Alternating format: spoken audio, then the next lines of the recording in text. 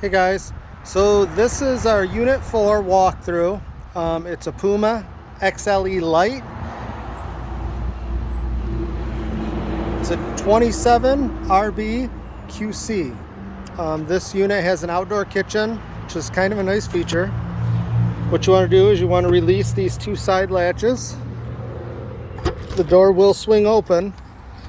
And then there's also a lasp on the right hand side, and you just have to hook this to that, just like that, and that'll keep the door open. The next thing you have is a griddle. All you have to do is there's a little lasp here, and you can pull this whole kitchen out. In the back of the kitchen, there's these arms right here. These arms, if you pull it out, they will sit behind that and click just like that, so it can't move in. So we'll go to the other side, same thing, we'll flip this down, pull the unit out until it snaps, falls into place, then your kitchen won't go anywhere. To use the griddle, all you got to do is turn the stove on for a second and let it bleed the air out. Turn it off, you have to push the button in, just do it a couple of times, you'll hear it light, and then you'll take off and you're good to go. Then you can adjust the temperature to where you want it, push it back in, turn it all the way off. Next thing is your outside kitchen. This sink does not have a drain. It actually just comes out and you can dump it on the ground. So we included this coil hose so you could spray your feet and stuff off outside. It's got a little cubby hole in it, door. And then it's got a small 12-volt fridge, or a 120 fridge, I'm sorry.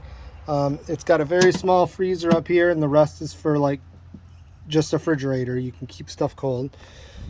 The next thing we'll do is we'll go inside.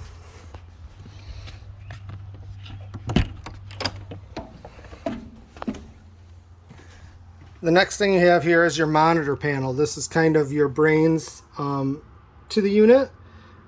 So the first thing we have is the slide out button right here, and that'll control the living room slide. I will already have that out, so you won't need to mess with that. The next button is the awning. All you have to do for this power awning is push the extend button. Just push and hold it, and it'll automatically come out. When it's all the way out, there's a thing called a valance at the end, and it's supposed to fall. So when you see the end of the tube just like that, it's all the way out. The awning is the only thing not covered by insurance, so you're fully responsible for that. At night, put it away. If you're going to leave the site for an hour, put it away. If it's even slightly breezy out and it's lifting up a little bit, put it away. So we will retract it with the retract button. And you just want it to come all the way into the coach.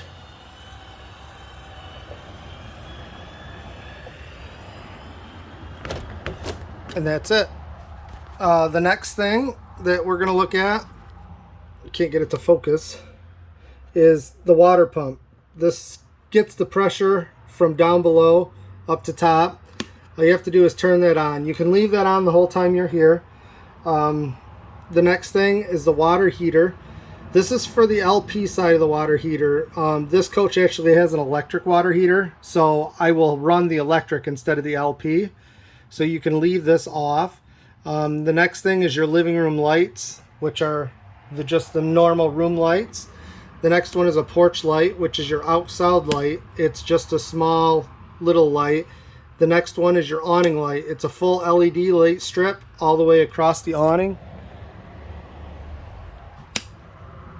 This is your monitor panel. It tells you how full all your tanks are. So one light is empty, 2 lights is a third, 3 lights is 2/3, and all the lights is full. So we want to check to see how much fresh water you have. You just have to push the fresh. So right now it's showing all 4 lights, so this unit's completely full of water. The next one, we're going to push it. Black saying it's 2/3 full. Now, people who aren't familiar with campers, a lot of times the black will read wrong. When I bring you your unit, it will actually be empty. Sometimes toilet paper and stuff sticks on those sensors, so they will read wrong. The next one is your gray 1, which is your sinks and your showers. and that's 1/3 full. And your next is gray 2, which I believe might be just a bathroom. Other than that, that's all you have there. So we'll go to the cooktop. To light your cooktop, if it's got a glass top on it, you need to open that glass cooktop. It's not a glass cooktop. We had an issue with that. Just make sure that you're aware. If it does have a glass, you have to bring it up. So all you have to do is push the button in, turn it to high, and then turn the igniter to the clockwise. So you can keep clicking it. When you're all done, you turn it off. Same thing for the middle.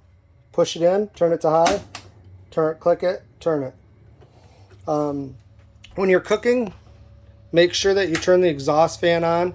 It'll get the fumes and the moisture out of the camper. The big thing is moisture is not good for campers, so we want to leave that on. Even after you're cooking, leave it on for like 10 minutes. The next thing is your microwave. It's just like your microwave at home. It might just not be as big, but it runs the exact same. The next thing is there's a little button on this unit, this for the refrigerator. So if you got little kids, a lot of times they will turn this off. If you open the fridge and the light's not on, like right now it's off. If the light's like this, it means the unit is off. Just double check that that switch is on.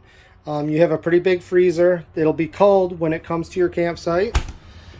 And then your freezer will also be up to temperature when it arrives. The oven, most people don't use the oven, so sometimes it takes a little bit of time to light. Underneath here, there is a pilot light that you just need to light, and once you go, you're good to go. If you use the oven, make sure you wrap the whole inside with tin foil. If stuff boils over, these units you have to take all kinds of bolts out to tear it apart. So just to help us keep clean, just make sure if you do use the oven to use tin foil. The next thing is the TV. If you're out at the Ludington State Park, you probably will not get any reception. It's a smart TV, so I was told by customers you can hook it to Hulu.